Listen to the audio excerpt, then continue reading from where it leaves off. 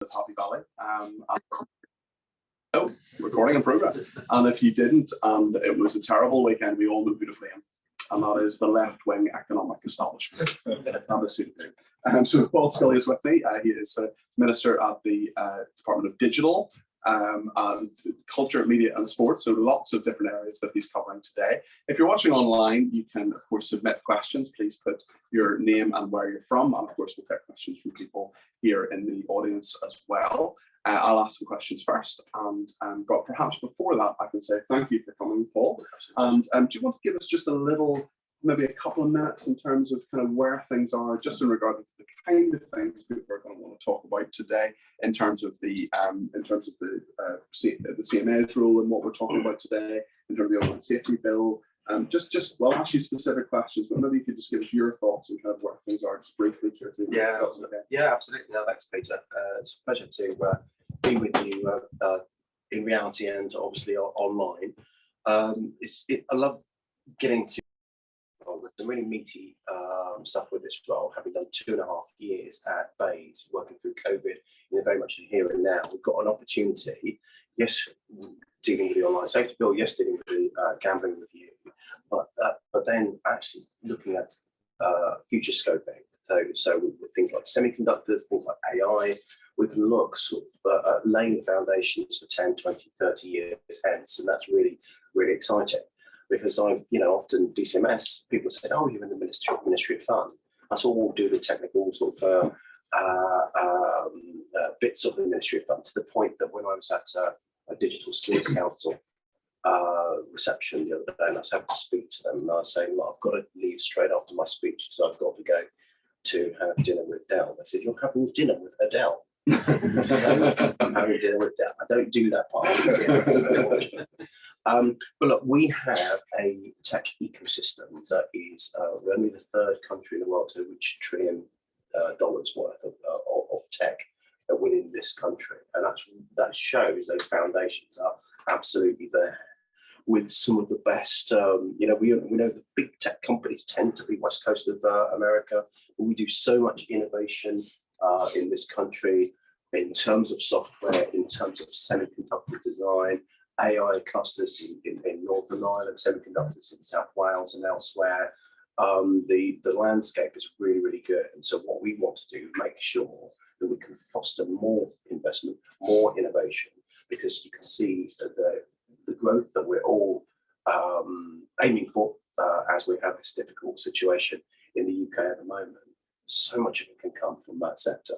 And tech is going to be ever more pervasive, which is why the skills agenda, the Digital Skills Council that I mentioned, also AI skills, is really, really important, because there are many vacancies. We're falling behind in terms of what's needed and what we're producing at the moment in terms of digital skills. And that's not just going into tech businesses, some of you representatives here, but it's also understanding that digital tech reaches into pretty well every business. So the more we can make people digital aware, and I don't mean just the odd advert on telly, but proper digital take-up, means that the products that you guys produce, the services that you give, will be better taken up by businesses. It will help UK productivity overall, and it will obviously help everything from the smallest businesses through to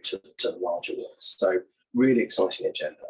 But we've got to get that first landscape right, and that's why I meant about the online safety bill. So we want to get the online safety bill so that people's experience online is as safe as possible. We've obviously pivoted back over the summer by getting rid of legal but harmful to essentially a child protection bill. That's that right at the core of what we want to try and do. Perhaps we can talk about that, Paul. Actually, I'll kind of go to the first question. Yeah. You mentioned a lot of your experience as minister, and actually, can I just say, both as associate and actually as political editor of Talk Radio, that you're an exceptional small business minister. Thank you. You really engaged with people. You knew your brief back to front, and I know that's the case now at DCMS as well. But I just wonder, so you can not say that again in 50 minutes.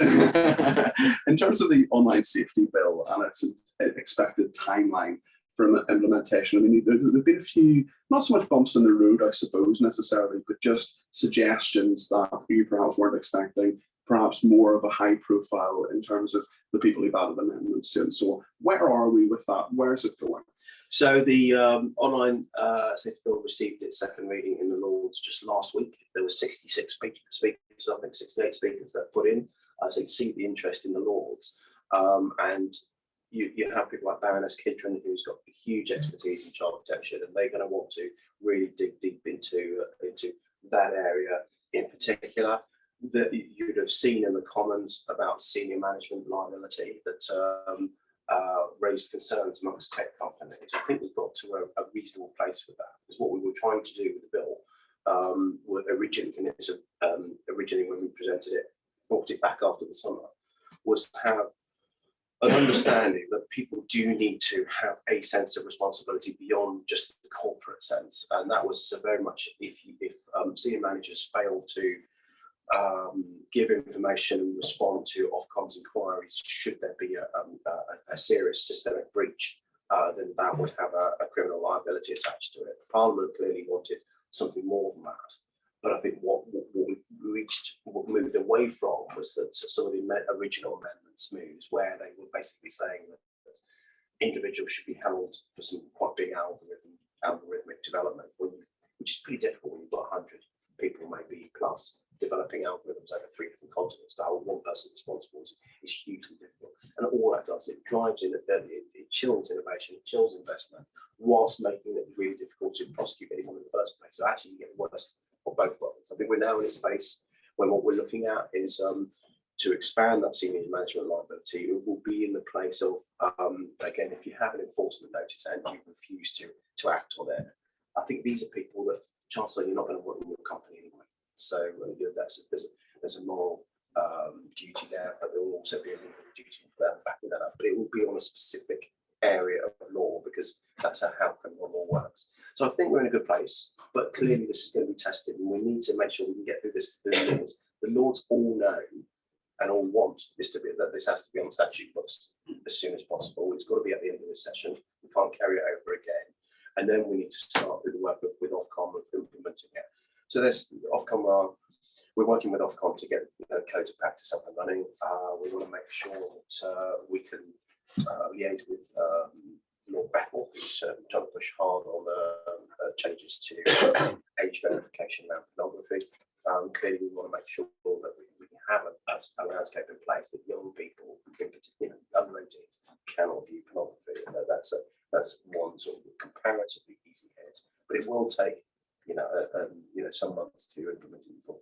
I'm sure we'll get into more of that in the discussion, but I just wondered if we could talk a little bit. You talked about UK-based tech giants and how that is innovating and expanding, but I just wonder in terms of the Digital Markets Competition and Consumer Bill, how will that create a level playing field, do you think, for UK-based tech giants?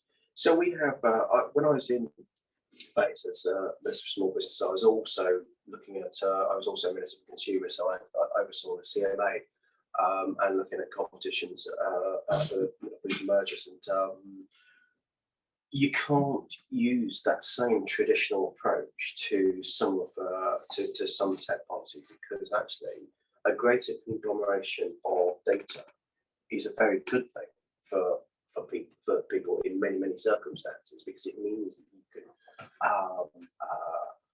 match up and transfer from one thing to another. You can scrape data from another area, but you understand that you're giving a bit of your personal data for that benefit.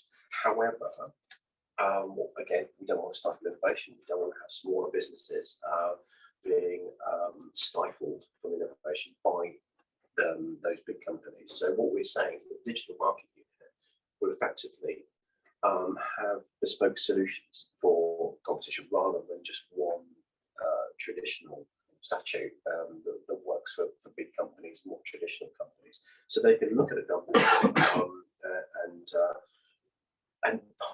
importantly, set parts of the company, because Google, for example, is massive in most things. It's not the biggest in certain areas that it works in.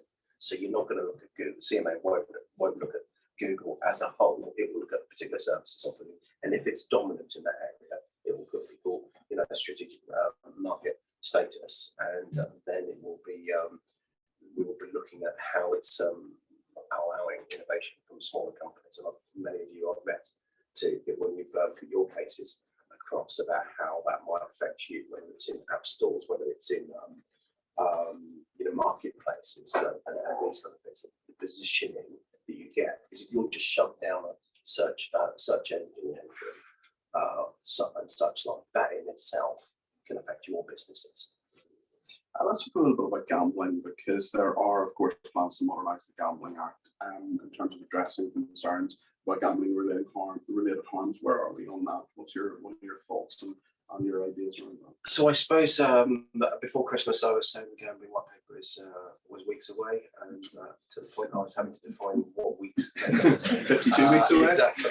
I think it's. I can relatively safely say it's sort of imminent. We just sort of again dotting the i's, crossing the t's on a white paper, and I'm really glad for the sector's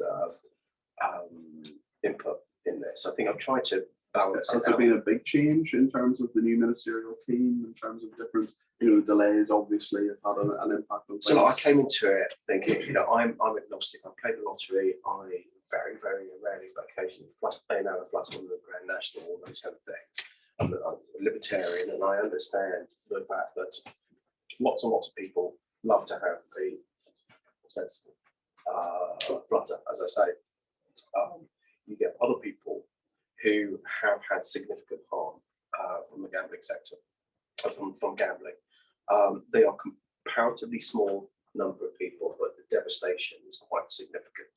Family breakdown, financial issues, and often health and indeed suicides. So we can't ignore that. But we've got to look at it in a holistic, sensible, proportionate way. So effectively what we're saying with gambling is that since 2005, the 2005 Act, online gambling has proliferated, and that's where we probably need to target a bit more about gambling harm.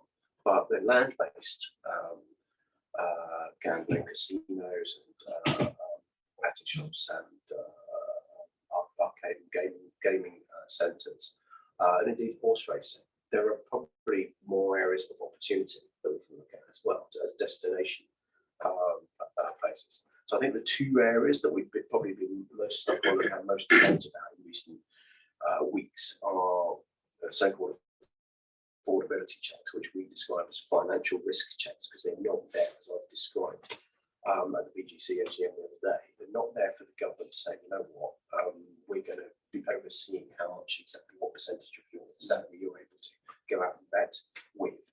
What we want to do is we need to have a frictionless check, so you can have it will raise a flag if you are losing too much money. We can sort of like you can know your client a little better. It can put up a red flag used with a number of other flags to then say, hold a sec. In the same way that the people say to me, well, isn't that like going to Carbon with the government telling you how much of your salary you can afford to spend on beer? Not at all. What a landlord can do, though, if you're drunk, you can say, I'm not on the set, I'm not the server anymore. It's sensible checks like that that I think can actually help both the sector and those that are most at risk of gambling. The second one is the levy as well, and how we get money into research, education, and treatment. It's interesting you talked about the sort of holistic way there. You've obviously got to retain competitiveness within the gambling industry as well, and you've talked a little bit about that, but maybe we could expand on that a little bit. Yeah, I mean, look, the gambling sector in the UK has provides a huge amount of jobs. You look at Bet365, for example, in Stoke, and I often have the Stokies, the three Stoke MPs, come and look at me and raise the issue. There are hundreds of high-tech, high-quality, high-wage jobs that they're providing in Stoke, and they put a lot of money into philanthropic and community-based areas in the town, and the town I know is rightfully proud of an innovative company. You have the gaming centres, especially ones in coastal areas, for example, which actually coastal areas we know need a lot of love and attention and investment. And if you have that sort of destination area that are bringing people in to have a bit of fun in a sensible, as I say, proportionate way, that's got to be good for the area. What we don't want to do is follow out coastal communities any more than they already have been.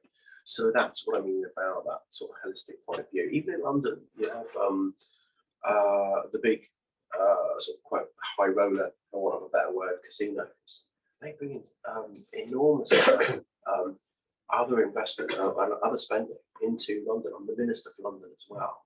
And I think I've heard the figure of about £110 million worth of spending that comes in via the people that bet in, as I mentioned, all the other big casinos in the middle of town. So we shouldn't forget that, because otherwise you just further hollow out London, which has suffered enormously through COVID, and it's probably actually one of the last to recover because of the size of London and the international aspect of it.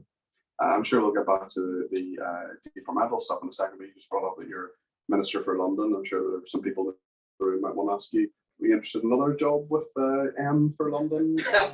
Where letter M involved? Well, I was, the reason that all popped up was I was collared at a Lord Mayor's dinner when the Evening Standard and ITV journalist said to me, are you interested in staying from London? We know from when you've interviewed me, I tend to engage with the question rather than give a politician's answer. So, and I didn't say no. So that was it. That was my fatal. I should have said, oh, well, if my country. So are you going to sit here this morning and no, rule it out? I'm not going to rule it out, because what I said to them, to be fair, is that we need a really good candidate in London that's actually going to do stuff. There's plenty of talk to be had around the values of London and what being a Londoner means, but you can. If you're talking about that to the exclusion of actually providing decent housing, decent transport to keep London moving, stopping the ULEZ expansion, and making people feel safe, then you're derogating your duty. And I want a mayor that actually functions. If that's me, that's fine. If there's someone else that comes back as a Conservative candidate, then I'm happy about that. Let's talk. You talk about keeping people safe. Let's bring it back to the online space, because I wonder what the role of app stores should play in creating safer online space, especially for children. What pornography, but there are all sorts of ways through various apps that pornography can be downloaded and other harmful things. What do you think in terms of keeping a dynamic tech sector, but also app providers being responsible? Yeah, look, the App Store at the moment doesn't come under the scope of the bill, but it is something that we need to give serious thought of in terms of the fact that the big app stores in particular have their do play their role in this, so we do need to give more thinking. And again, I'm speaking to certain colleagues in the room, certain stakeholders in the room, not just about the safety aspect of it, but the dominance that those app stores have as well for businesses again to innovate. So we do need to think about that. It's something we do need to have some serious thinking about.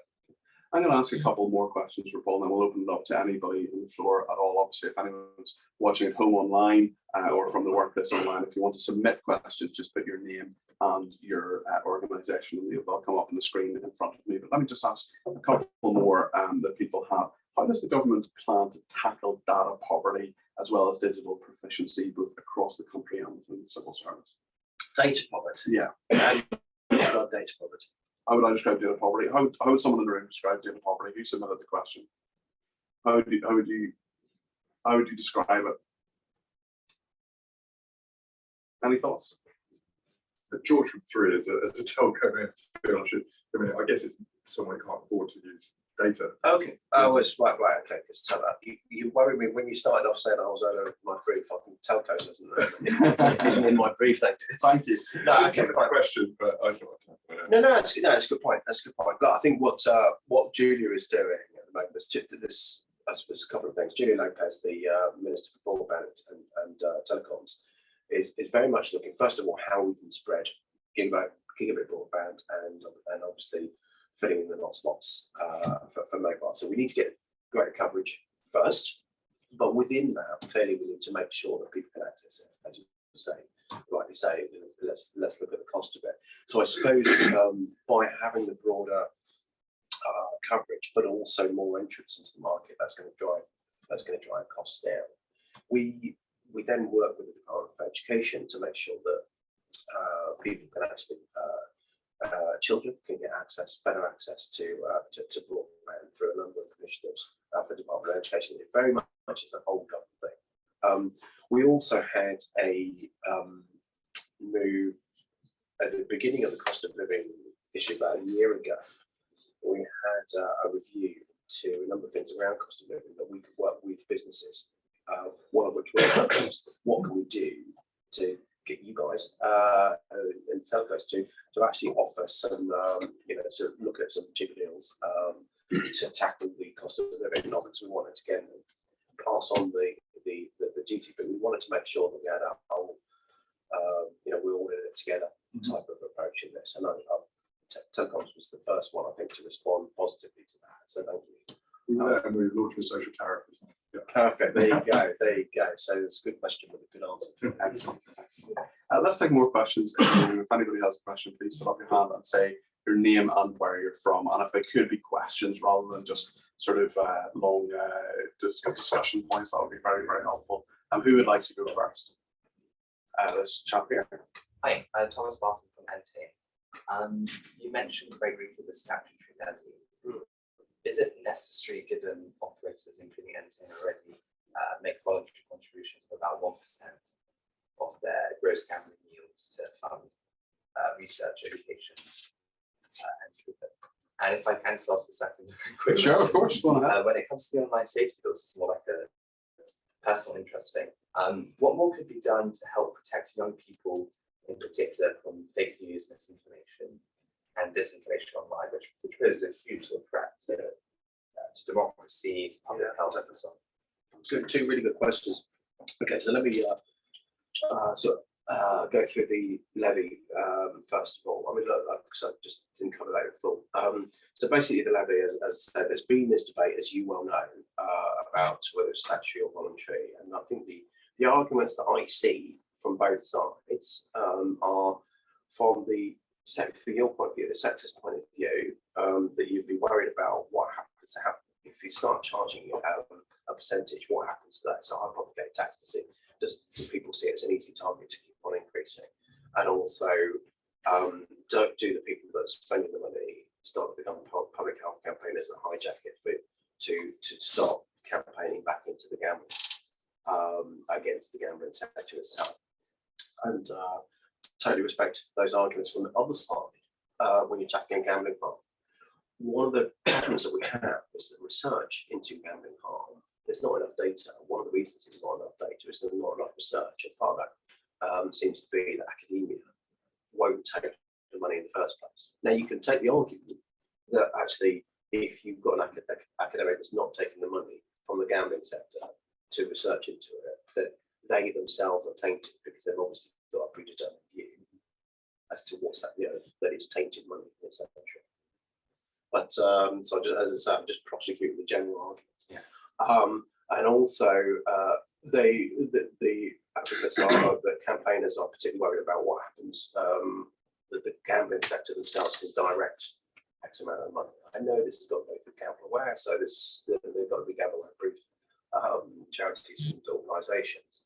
So we're sort of like trying to work out somewhere in the middle, and I think if we can get the balance right, and I'm not quite sure yet where that balance is. This is one of the main areas that we're just still working on. Then I want to make sure that it's something as comfortable as both groups who are relatively implacable can live with. But I said, say to everybody, you're not going to get everything you want. This is a white paper that's inevitably going to annoy all that people as much as it is people can say, oh yeah, I can live with that. So it's a difficult balance. I totally get. In terms of misinformation, disinformation, we have a program in the that's going on in the department anyway. What we call a media literacy program. It's how to educate people. Again, partly through government initiatives and the program that we have as government, partly through some of the companies themselves. I was with Google the other day at the Internet Legends Assembly at school, where they were tackling exactly scams and misinformation and disinformation for young kids. Because just because people are born with a smartphone at the end of the wrist these days does not make them tech savvy to the degree that they need to be. So lots of work needs to be done. In wider work, we do look at, we're piloting a misinformation and disinformation unit within the department, which looks at trends and what we can then do to sort of pull levers across government to try and either correct the information, and if it's something that's particularly wrong, we'll go to the services platforms and say, do you mind removing this? But we try not to do individual stuff. certainly not our department. But it's very much looking at trends. It might be around obviously elections and those things that are relatively obvious, but it's also medical disinformation and those kind of things where it can cause a lot of problems down the line. Plenty of questions being submitted online here, but let's keep it in the room just for the meantime. And then you have a question. Go ahead. Thank you. John White from BAGTA, which is the Amusement Machine Trade Association. I was quite interested in what you were saying about technology earlier on. And in the gambling sector, mine is land-based sector, but clearly online as well, you've got some really clever people who can do some really great things, both in terms of driving the business forward and also in terms of protecting consumers from harm. In the land-based sector that I represent, we are regulated, of course, quite heavily under the 2005 Act, some of which that even goes back to its antecedent in 1968. I'm quite interested to hear how you, or what considerations you bring into play to allow the sector to innovate, grow, develop its products in a way that still protects those people that you believe might be exposed to gambling harm, and how you get that balance right. What kind of flexibility will you be able to introduce? Will there be hard stops, hard caps, things you certainly can't do, or is there going to be freedom for the industry to innovate and work with the department to develop those products? Yeah, really good point. I think in your sector, John, when we talk about something, I know you want people to be able to pilot certain products in amusement centres and gaming centres. One of the problems that we have with that is that you need primary legislation to be able to change some of this stuff. And what we're trying to do with the white paper when it comes out is do as little as possible through primary legislation, because just parliamentary time is absolutely so difficult to get at the moment, and it won't happen for a while anyway. So the more we do on a voluntary basis and walk through secondary legislation, the better. So it's something that we do need to look at, because we all, I keep talking about innovation. Clearly, innovation does not just mean the big tech companies. It means gaming centres. It means every company in the country. So we'll look at what we can do, John, to try and foster innovation. But piloting in particular gaming centres is slightly problematic because of the need for primary legislation. Indeed. Question here. Joe Williams, Gamble Aware. I liked what you said about the statutory levy. I think it's important that you're taking the time to look at it as well. Having said that, with the white paper itself, imminent is kind of similar to weeks. And is there any elaboration on when we can expect the white paper? Because obviously there's been frustration across the board from both sides. And can you elaborate on why it's taken so long? Is there anything particular that is causing the delay? Well, no, yeah, I can. And thanks for coming. And over the last few months, we've pinned it down, and frankly, as I say, we stepping over the same, but I think it's been well entertained. It is those two areas that we've been looking at in particular, and so we've been trying to do as much engagement as possible to make sure we land it as well as we can and get that back. Because understanding that there's effectively two implacable sides, we've got to be somewhere in the middle, and it's just, we're always going to be seen as favouring one side or the other.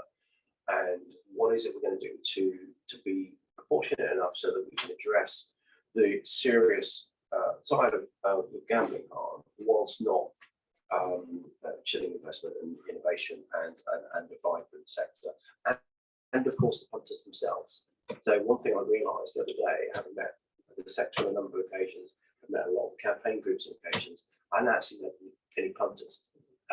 It's pretty difficult to get a group of punters together, because there are very few punters groups. There's clearly not an online slots users association that I know about, but there was a horse races punters forum that I met last week, so they gave me a really good insight about the people in the middle. And so that's sort of where we are. We've been doing some polling, we've been speaking to a number of MPs, we've been speaking to, as I say, many of the different advocates as possible. We're just now at the point that I think we're likely to be just going around the government departments and saying, like, what do you think? This is our thinking.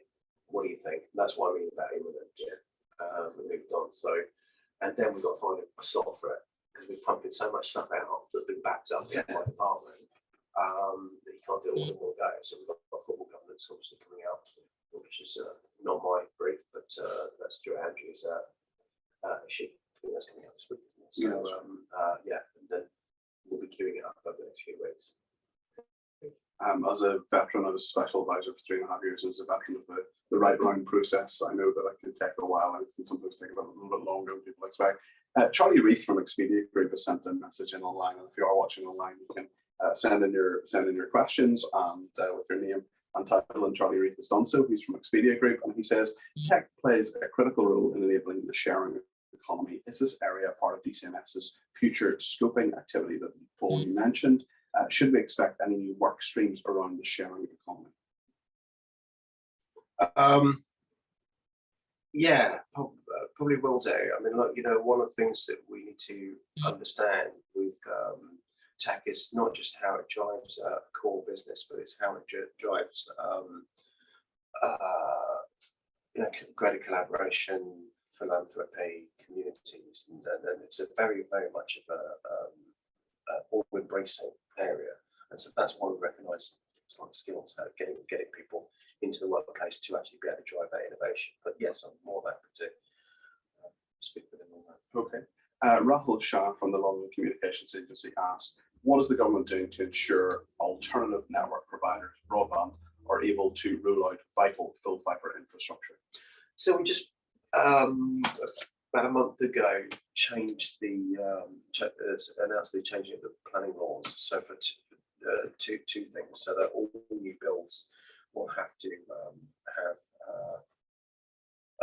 the ability to find full fibre broadband, and also conways as well in flats, because there's something like 40% of freeholder requirements when you've got a block of flats that you try to put in, go back unanswered. So we're going to be able to say the providers will then be able to go to court and actually put their own fibre in regardless. So that just frees up access to a whole load of other people.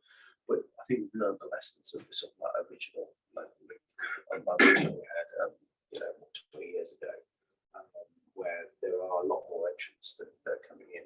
That's how we're going to get that reach that we need as quickly as we can. Something like the first million households in gigabit took 8 years to install, right, because of these the proliferation of new entrants and our learning. The last million has taken 8 months. So we were able to speed up the rollout, particularly because of the variety of entrants in the market. I'll take one more online question just for the meantime, then I'll come back to the room. I know there are more questions in the room. This is also from the Expedia Group. How is the review of retained EU law going in DCMS? If, as expected, the government needs more time to complete this exercise, does the Minister know when it might be announced? Well, obviously, we've been working through. We've got comparatively few bits of legislation to look at when you look at places like DEFRA and DLAF and some of the other government departments. But that's going back into the bill itself is going back into the House of Lords.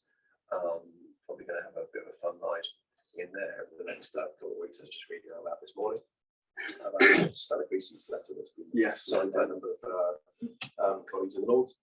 But nonetheless, we will be ready. DCMS will be ready for it. We're working through that process at the moment. More questions in the room? Yes. Hi, Tom Fish from a company called Generate. We're a London-based company empowering people to control and earn from their data. Really great to hear what you were saying about the new DME regime, which we're really supportive of. I'd be interested in hearing your thoughts about smart data schemes being brought forward through the DPDI and their potential to contribute to that sort of progress, whether there could be a sort of open digital sort of version of open banking. Yeah, absolutely. Again, it's something I did at Bayes was working on smart data, and it's something we're really keen to do. So with open banking, I know the guys at open banking really well, and that really kick-started when we legislated to mandate the sharing of data, because at the time the banks were talking a great game, but there was reluctant to actually do the work necessary by legislating. It just really did give the kickstart, and we've got an amazing landscape now. There's so much more we can do with smart data. So we're very keen to crack on with that. My colleague Kevin Holloway, my successor in that role, is looking at this at the moment. Question from Ruger? Yeah, James Dunn from DXC Technology. We're a tech company with 130,000 people worldwide, so we really focus on end-to-end IT rather than a single core product. Wondering if you could talk more when you mentioned about civil service skills, because to make a sweeping statement from our perspective, procurement officials and policy officials don't have the skill sets, particularly outside of DCMS, to really allow innovation within the digital space. So can you talk more about what that innovation looks like? Yeah, so you talk about civil service. I've got my colleague here from the private office. I won't that go. So you have to build ethos within central government or procurement in any number of ways. Again, when I was Minister for Small Business, trying to get small businesses into procurement tenders and the like, but it's really difficult when you've got quite a monolithic government to be able to drill down into how you manage small businesses rather than just having the primes that then have their supply contracts. And it's similar with innovation, because there used to be, I'm old enough to just about remember the phrase, that no one got sacked for buying IBM, sort of 70s and 80s in particular. And when you go out of that sort of safety of having a big product you can just buy in, you rarely get promoted either. You might not get sacked if you get promoted for innovating. So I suppose the big example that we have for encouraging innovation is NHS Excellence of the NHS. I'm really keen to do more to actually bring to a reality what we've been talking about since David Cameron was talking about greater innovation in the NHS. It was slightly disappointing. I remember then when he started talking about liberalising people's data and having it properly transferable, and then you found out that NHS was subject to denial of service attack because they were still working on Windows XP, or something like that. And it's that kind of lag that happens partly because of money. Everyone's always looking at spending with you, and it's the last to invest in. But partly, as you say, because of that ethos. I don't have a simple answer. Frankly, all I can do in my role is to promote and showcase what private sector is doing and how we can actually scale that up into government without people feeling that they're taking a risk with public money, which again is difficult for us to crack open. Question just in the back row there. Yeah. Hi, Nick from KPMG. The online, not the online, the gambling addiction claims set up just over a year ago. They were announced through. How do they feature in the online safety bill and any other prevention or support? Well, I'm not sure they feature in the online safety bill per se, because what the online safety bill is there to do is to address user comments. So so not what the companies themselves are doing or producing, it's what users do on their platforms. So I'm not sure the two touch in that way. The one area I think the gambling and the online safety bill do start to, if you look at a Venn diagram, is around advertising. And we've got a wider bit of work that's happening in the online advertising program, which will address this in a bit more fully, because whereas we've got a really mature broadcast and media advertising regime with the ASA, etc., the online space isn't regulated in the same way. Doesn't have that same mature self-regulation. So that's something that we're looking at for a separate piece of work. One more question online, now I'll come to Leon. Can you discuss the government's approach to senior manager liability from the online safety bill? You did touch on this earlier about perhaps. I'll cover it again just in case I missed it. So basically, say we had an element of senior management liability, criminal liability in the bill that we presented back to Parliament in the autumn. Parliament wanted to go further. They were trying to push through Margaret Hodge originally, and then Bill Cash and Miriam Cates amendment to extend that. What we didn't want to do was extend it to a point that actually you wouldn't be able to prosecute anybody and your chilling investment innovation. What I don't want to do is legislate just to make ourselves feel better. So there's no point putting something on these statute books. It's just not going to work. So what we are, I think we've reached similarity in thinking. Actually, yes, it does expand the criminal liability or nature of the bill, but specifically around areas. We're looking at the Irish model, for example, where who Ireland, because it's a state, frankly, because it's a state so long, Ireland have copied a lot of our bill, but they've managed to put theirs in statute because, and we're still going down because of the big change over the summer. They have a balance where it's specifically on enforcement notices. So if you have an enforcement notice and you're still not getting your house in order willfully, the Bill Cash described it as connivance, and I think that's a good way of doing it because it has to be a deliberate act in there to be able to pin things on. So that's really where but we put the amendments into the laws, which you better see in the coming weeks. Leon had a question. Atticus, Paul, thanks very much for joining us today. No one gets sacked for buying IVF, but we might have so the conversation kicked off about state-level espionage and intrusion into the government architecture and infrastructure in states as a result of what's going on. Well, do you think post-Ukraine, are there any measures that your department, I guess, joint you to get taken to ensure that Russia and China have access into I could say I could tell you, but I have to kill you. I don't see any white balloons in the sky. Exactly. No, I do. I've got 10 houses stuff here as well. To be fair, what we're doing is, again, this is a cross-government thing. So I work closely with Tom Dugan, the Security Minister, to make sure that what the Home Office is doing, for example, in some of the areas, it's less to do with hardware, more to do with software and online stuff, or that we're aligned. Because we have the relationship with those big tech companies in particular on innovation investment and digital skills, digital regulation and those kind of things, whereas they obviously, Tom is coming at it from the angle that you described. And so we've got to make sure that we're not either duplicating work or crossing over each other. So it's building that sort of relationship, making sure that we're speaking to those companies at the same time. But the same will be going on with hardware as well for that reason. You've seen where we went with Huawei and a few years ago, or a couple of years ago, and you're right, we've got to be very attentive to that. A couple more questions from online here, both about the online safety bill. Just ask them together. Can you discuss the government's approach to ensuring the online safety bill will be able to work in partnership with regulators, including Ofcom? And secondly, can you discuss plans for the release of data and cooperation with officials to be included in the online safety bill? With data with officials? Yeah. And the release of data and cooperation with officials. I would imagine meetings and things like that. Oh, right. Look, I mean, any data with officials is public record. We have our transparency reports, which reminds me I've got to sign mine off because I've got to remember what we did the last 3 months. So that's my job when I get back. But no, we publish those, and it's really important to do so.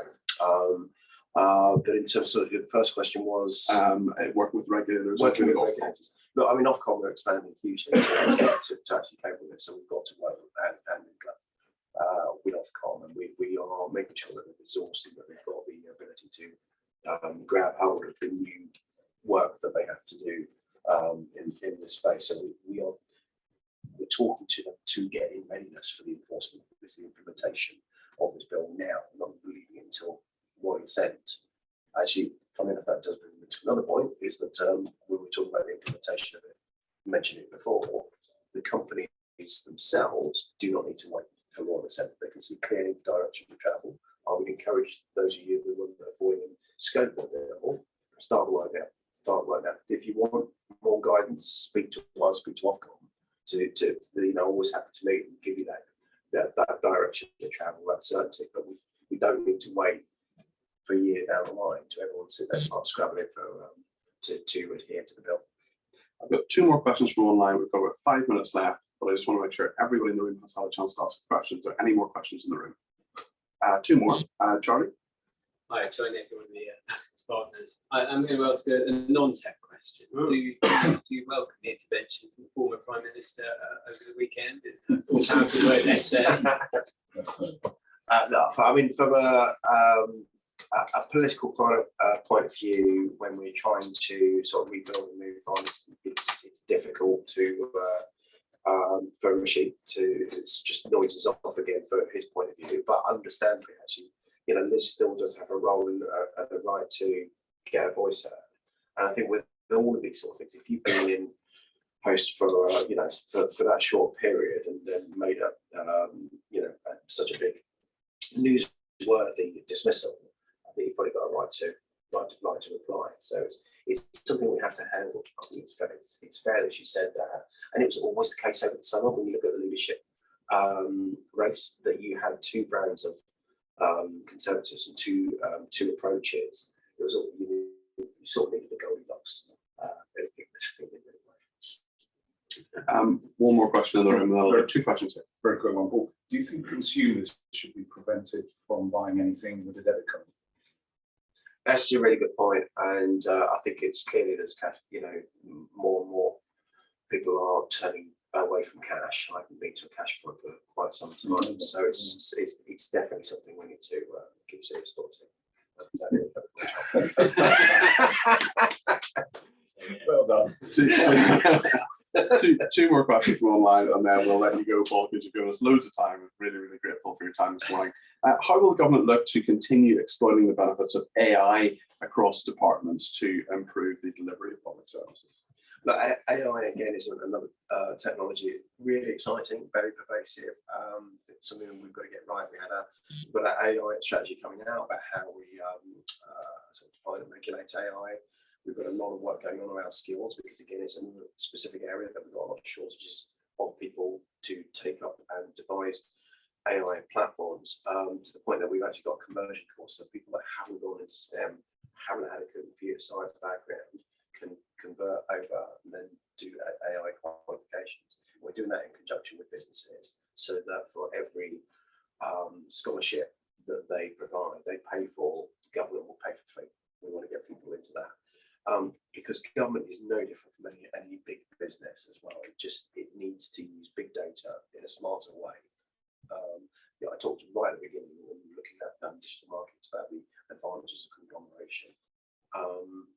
The one thing I'm not quite so keen on government doing is replacing me when I go through AI. When one of my colleagues is in the online safety bill debate, he actually had a speech that he used ChatGPT to devise, and he said it was plausible but a bit boring.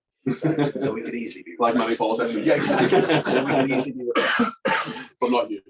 How does the government plan to properly harness data and digital technology to improve public services and tackle today's most pressing challenges, such as climate change? So some of that will be covered in what I was saying about AI and indeed innovation. There's loads more we need to do, and we are doing.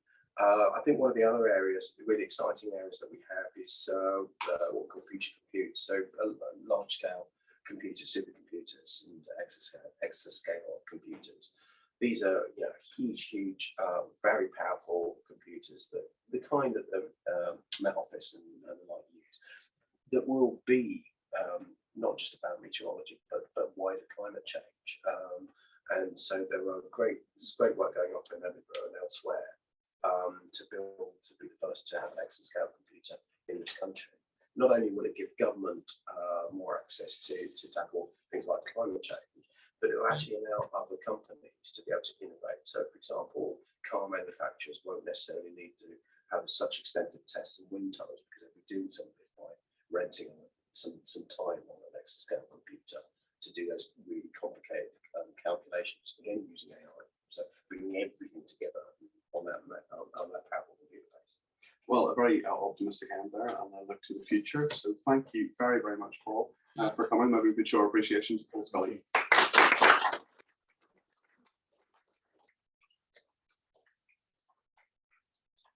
The time this morning, Paul. I know Paul has a couple of minutes before he has to run off, so we do want to grab him. Now's the time. Just before I go off and read my papers and say, oh, I didn't mention that. Thanks everybody watching at home as well and in their offices. Thank you. That's it.